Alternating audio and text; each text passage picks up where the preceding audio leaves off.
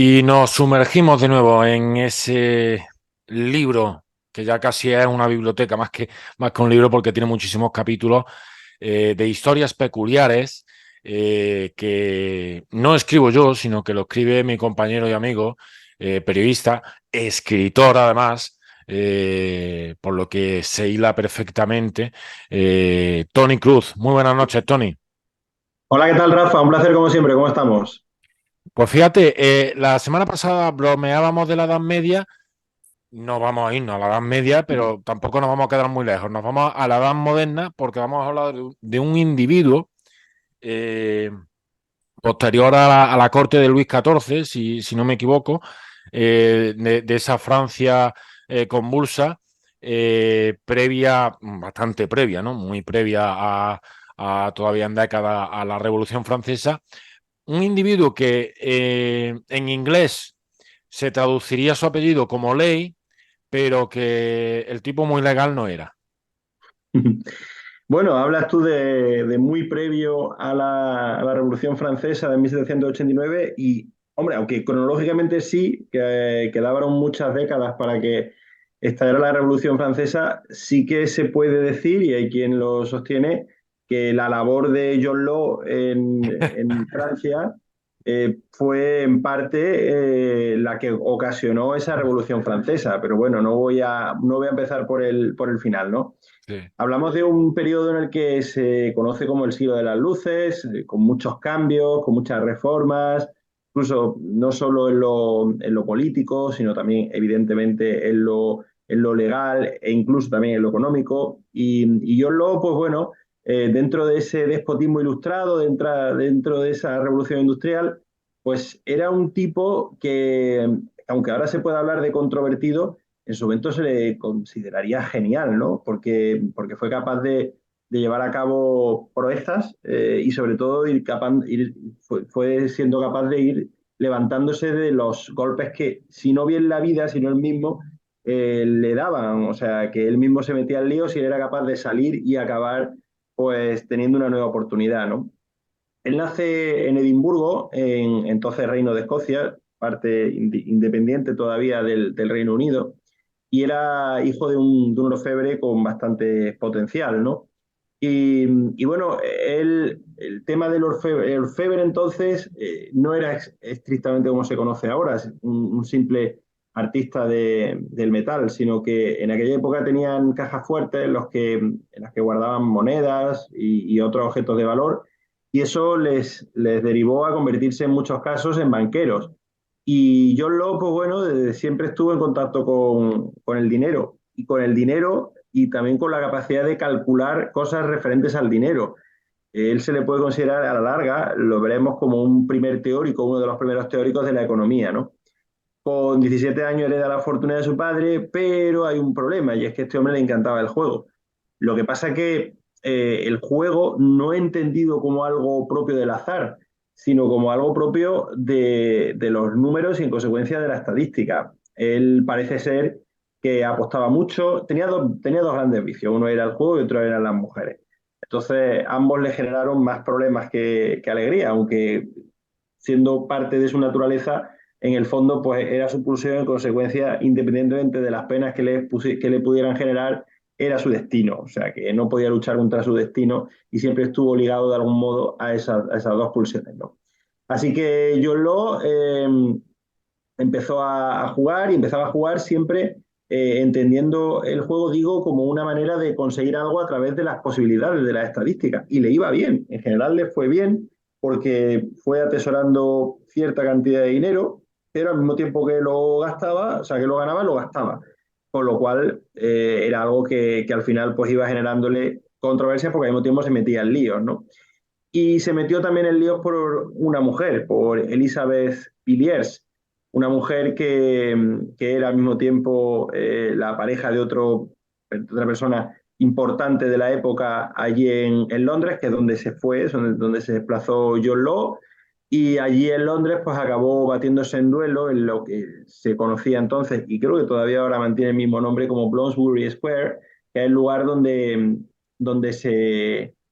donde se celebraban los duelos que en aquella época estaban prohibidos, aunque pareciera algo muy de alta nobleza y de alta alcurnia, se hacían, pero se hacían asumiendo ambas partes que lo que estaban haciendo no era legal. No era, aunque pensemos que era lo común que dos personas se dieran un guantazo en la cara y se desafiaran a duelo y el que vivía, vivía y el que no era tan sencillo. Primero, pues necesitaba unos padrinos, necesitaba un protocolo y el que tuviera la suerte, entre comillas, de matar al otro, pues podía, como así sucedió en el caso de John Law, tener que rendir cuentas legales, ¿no?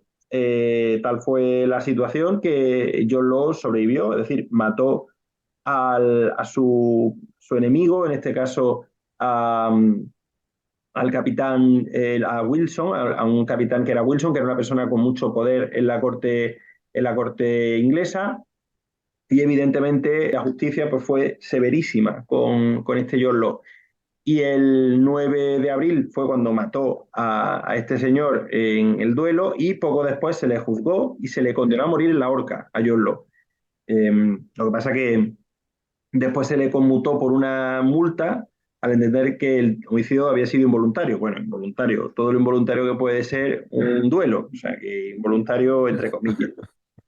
Al final se le conmuta una pena de cárcel, pero parece ser que este señor John Law, los motivos no están muy claros. Él contaba, porque también tenía un punto de fantasioso, que había burlado, que había conseguido doblegar la resistencia de sus carceleros, que había escapado por una cárcel, por un muro altísimo, y que incluso había saltado por un muro y se había roto una pierna con esa acción. Parece ser que no es cierto, que eso forma parte de la imaginación de este señor, de John Law, sino que lo que hizo fue algo más simple, que es sobornar o comprar la voluntad de se estima que o bien compró la voluntad de sus carceleros o bien pagó a dos matones desde fuera para que entraran a la cárcel y le liberaran. Así que en todo caso él se escapó y huyó a Ámsterdam. Y ahí ya empezó un periplo que le lleva no solo a Ámsterdam, sino que le lleva a muchos otros sitios. Se marcha también a Italia. En Ámsterdam, en aquella época, se puede entender que era el comienzo se estaba viviendo el comienzo del capitalismo como nosotros lo entendemos ahora, porque había un puerto excelente y allí pues se gestó lo que se conoció como la Compañía Neerlandesa de las Indias Orientales, que al final fue la primera compañía, se puede decir, que generó la capacidad de tener acciones y de convertirse en una especie de sociedad anónima deportiva, digo, sociedad anónima, y me salta. Y en consecuencia, pues convertirse que invirtió en bolsa. Y todo ello, pues hacía que la curiosidad de John Law aumentara, ¿no? Decimos que de ahí se quedó fascinado y lo que no entendía luego es cómo esa compañía solo emitía un número limitado de acciones cuando había mucha más demanda. Tampoco entendía que el Banco de Ámsterdam fuera tan conservador, que funcionaba solo llevando a cabo unas cuentas comerciales y que podía hacer las transacciones sin efectivo, pero que él creía que con las posibilidades que ya había en esa época, estoy hablando principio del siglo XVIII, pues ya podían hacer bastante más, ¿no? Entonces, claro, luego aventurero, digo, se va a Italia. Él durante todo este periplo sigue haciendo de las suyas, es decir, sigue viviendo como un truán y como un señor, ganando dinero con las cartas, con los distintos juegos de azar y seduciendo a toda la mujer que se le ponía a tiro, ¿no? Y en 1715, que es cuando fallece Luis XIV, luego llega a Francia y allí empieza a ofrecer servicios como economista. Y en esa época Francia pues no estaba precisamente muy bollante porque venía de la guerra de sucesión española y además pues claro, las monarquías y más en ese siglo XVIII o todavía en ese siglo XVIII eran muy caras por los excesos, por las construcciones de los grandes castillos y de los grandes Porque, palacios. Tony, perdóname un momento, por si alguien que no esté muy metido en la historia, la monarquía que conocemos hoy en día, aunque sigue siendo una institución un tanto anacrónica, no tiene en absoluto nada que ver con la monarquía, por ejemplo, del periodo en el que estamos hablando, ¿no? El siglo XVIII todavía estamos en el absolutismo, no ha caído el antiguo régimen. Estamos en el despotismo ilustrado, es decir, estamos Claro. en un paso entre el absolutismo Eso. radical y lo que se podría entender ya como, bueno, en este caso en Francia, pues la revolución y en consecuencia una revolución burguesa y que le dio ya el poder a otro El tipo de clase, ¿no? republicanismo. Que digamos que el poder pasó de ser un privilegio de los nobles a ser un privilegio de los ricos, Mm. que ahora mismo vivimos en el dominio de los ricos, no olvidemos, o sea, no pensemos, Sí, a ver, a lo mejor este discurso puede sonar un poco incendiario, pero no pensemos que vivimos en la libertad más absoluta, o sea, ahora mismo estamos bajo otro tipo de tiranía, se puede entender, ¿no? Pero bueno, dentro de lo que cabe, pues vivimos en una democracia y en consecuencia, pues ya no existe ese absolutismo ni tampoco el despotismo ilustrado, que era lo que se estaba, la corriente que estaba de moda en este periodo histórico, ¿no? Bueno, pues decía que Francia en ese momento estaba en una situación muy complicada porque el rey Luis XV apenas tenía 5 años, entonces el país tenía que estar bajo la regencia de Felipe II de Orleans. Y aquí fue donde John Law, que ya venía con cierta fama de otras latitudes, pues quiso poner en práctica esas teorías tan revolucionarias que estaba eh, inventando para bueno, poner un poco en funcionamiento una economía tan degradada como se encontraba en esos momentos la francesa, ¿no? Y entonces, lo que decidió, siguiendo los consejos de la regencia, fue, por ejemplo, medidas algunas de ellas muy arriesgadas para la época, porque él entendía, por ejemplo, que los medios de intercambio, es decir, el oro y la plata, no valían nada en sí mismos. Entendían que la verdadera riqueza del país, pues, estribaba en la magnitud que pudiese adquirir el comercio de ese país. En ese sentido, entendía lo que Francia tendría que ser o debía crear un banco que fuera capaz de administrar las finanzas del gobierno y que sustituyera al oro con un crédito de papel para así aumentar la circulación monetaria. Vamos, desarrollar los billetes a gran escala, algo que pues en esa época parecía muy arriesgado, ¿no? El primer paso que lleva a cabo fue crear un nuevo banco en Francia que se llamó Banco General Privado, al que se le permite emitir papel moneda, que estaba respaldado, eso sí, claro, por los depósitos en oro que tuviera en ese momento Francia, que todavía evidentemente los tenía, ¿no? Y bueno, al principio no le va del todo mal, porque luego consigue la consolidación de varias empresas comerciales, un remedio a lo que estuvo haciendo, a lo que se hizo en los Países Bajos, y sobre todo con la Compañía del Mississippi, o también conocida como Compañía de Occidente. A él se le nombra director general de esa compañía y se le concede el monopolio del comercio con las Indias Occidentales y con América del Norte. La principal colonia francesa de América del Norte era Luisiana, claro. Y a partir de eso, bueno, pues el Banco General pasa a ser Banco Real, es decir, que el matiz de que fuera Banco Real es que tenía la garantía del rey, que en aquella época decimos, esa época de despotismo ilustrado, pues la garantía del rey pues, era la máxima que podía haber, ¿no?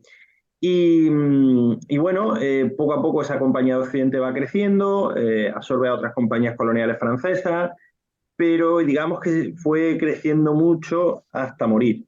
Y ahí voy, porque se produjo lo que se llamó la burbuja del Mississippi. En esos momentos, la colonización francesa en América se llamaba Virreinato de la Nueva Francia y bueno, pues la historia es que para que eso se desarrollara, para que este plan genial, en teoría, de Law tuviera vigencia y esa compañía de Mississippi tuviera una entidad real, pues se necesitaban sobre todo fondos. Y para que esos fondos llegaran, tendría que haber gente que se dedicara allí a trabajar en el Mississippi, que fueran allí, que se establecieran allí para crear una colonia y digamos que tuvieran capacidad de comerciar y de negociar para que todos los excedentes y todo y ese uso de papel moneda que quería John Law, pues tuviera algún tipo de funcionalidad, ¿no?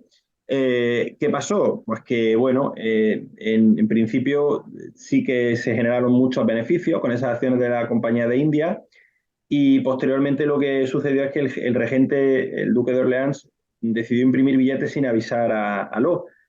Bueno, digamos que hacía un poco lo que le daba la gana, ¿no? Llegó a imprimir unos 3.000 millones de libras, que era una barbaridad, que era una cantidad parecida al Producto Interior Bruto de Francia en ese tiempo, y se provocó, como en aquella época se desconocía, o por lo menos no lo conocía el regente, puede que sí que pensara que eso podía suceder, una tremenda inflación. De hecho, fue la mayor inflación que había habido hasta entonces en Europa. Claro, provocó que hubiera determinados bienes de consumo, como el pan, pues que aumentara de precio extraordinariamente, ¿no? Y de paso también sucedió que la gran cantidad de billetes que se metieron en la economía hicieron que estos mismos no tuvieran el mismo valor y la gente perdió el valor adquisitivo, ¿no? Tampoco se sabe exactamente cuánto, pero sí que se sabe que en un principio pues que empezó a empobrecerse la clase media, la poca clase media que entonces hubiera, que tampoco hubiera mucha, pues empezó a empobrecerse a marchas forzadas, ¿no? Y ya se empezaron a adoptar una serie de medidas pues, que resultaban ya pueden resultar hasta hilarantes en estos momentos, ¿no? Por ejemplo, Lo hizo desfilar a los mendigos en París con picos, o sea, con picos, no picos de pan, picos de trabajar como si fuesen a buscar oro a Luisiana, para que la gente tuviera la tranquilidad de que allí se estaba realmente consiguiendo oro, o se estaba, para digamos que pensaba que iba a venir riqueza al país y así. Propaganda. Sí, una especie de propaganda, sí, sí. Por ejemplo, otra medida que se adoptó fue a principios de 1720 el regente prohibió tener joyas y más de 500 libras en metálico dentro de casa, ¿no? Claro, eso, el mensaje que se lanzaba era que el oro y la joya era realmente lo que más valía. En consecuencia que ese papel moneda y esas acciones que en un momento todo el mundo parecía querer tener, ya empezaron a ser repudiados, ¿no? La historia es que fue todo a peor, poco a poco la situación se fue oscureciendo y al final, pues claro, como era lógico, lo que sucedió es que todos los estratos sociales, desde el pueblo llano hasta la alta nobleza, se vieron arruinados. Y se vieron arruinados porque tenían un montón de papel moneda desvalorizado, una inflación galopante y que, claro, pues eso acabó pasando factura a medio plazo porque mientras veían unas décadas más tarde, como has dicho tú, a María Antonieta comiendo tartas, ellos no tenían ni pan. Y bueno, aquella célebre frase que creo que es apócrifa y que realmente no es cierto, que si no tienen pan, que les den dulce, como decía María Antonieta, pues acabó haciendo que el pueblo se rebelara y acabara derivando en la Revolución Francesa que todos conocemos. John Law no vio la Revolución Francesa porque fue destituido por el regente y acabó yéndose por la protección del duque de Orleans, que le permitió esa gentileza antes de que se lo cargaran allí la marabunta. Se consiguió marchar hasta Venecia disfrazado de mujer. Se escapó de Francia disfrazado de mujer y así llegó hasta Venecia. Y en Venecia bueno, se cree que siguió viviendo no demasiado mal. O bueno, o sí, según se quiera ver, para lo que era él, sí que no tenía una cantidad de dinero como para jugarse las cartas, pero sí que sobrevivió, estuvo alejado de lo que lió en Francia bueno, y al final falleció de neumonía en 1729. Es decir, todavía quedaban décadas, apenas tenía 57 años, aunque en aquella época 57 años ya era tiempo. Digo que todavía le quedaban décadas para ver la Revolución Francesa que él involuntariamente había contribuido a forjar. Fíjate, Tony, estás narrando una historia que sucede a principios del siglo XVIII y parece que estamos hablando en el presente. 3 siglos después, hemos cambiado poco. Hemos cambiado poco, sí, porque el egoísmo es consustancial a la especie humana. Es decir, yo creo que esto es una historia, a fin de cuentas, de egoísmo, ¿no? De querer tener más y de querer atesorar más y de querer, bueno, en este caso el egoísmo del regente, del duque de Orleans, pues provocó en gran medida este disparate, aunque bueno, en general yo creo que era una circunstancia que por el desconocimiento que se tenía entonces de la economía, como se tiene ahora, pues que era tarde o temprano iba a pasar. Pero fíjate que después llegó, después de este crack, ha habido otros muchos cracks en la historia de la humanidad, ¿no? El del 29, el del 73. Estamos ligados a un egoísmo que va en nuestra genética y curiosamente no es un egoísmo que lo tengan quienes más necesitan, sino quienes más tienen ya, lo cual suele resultar muy paradójico, ¿no? Al final, eh, dentro de la interesante y necesaria función que tienen los bancos en nuestra sociedad, también deberían tener una serie de responsabilidades, unas responsabilidades que no asumen y que no han asumido nunca. Pues no asumieron su responsabilidad cuando la crisis financiera, gracias a esa fiebre de las hipotecas y de los préstamos avalados en nada y de muchas otras cosas. Quizás es algo para reflexionar también, porque dentro de esa compliance que hablan tanto, lo ponen en términos en inglés para que quede más chulo, que supone que son una responsabilidad ética que tienen los banqueros, creo que para el común de los mortales deberían tener una sensibilidad mayor a la hora de llevar a cabo determinadas praxis que creo que para mí son malas praxis de los bancos. Y dicho esto, pues To- bueno, mi Totalmente, gradito. totalmente. Y por apostillar, en 2008, la crisis de 2008, España, la globalidad, el conjunto, la ciudadanía fue generosa con los bancos y hoy en día los bancos no quieren ser solidarios y les pesa un poquito más de impuestos cuando tienen unos beneficios tremendos, tremendos, inimaginables casi para mucha gente, no quieren ser solidarios con España, por poner un ejemplo muy reciente, ¿no?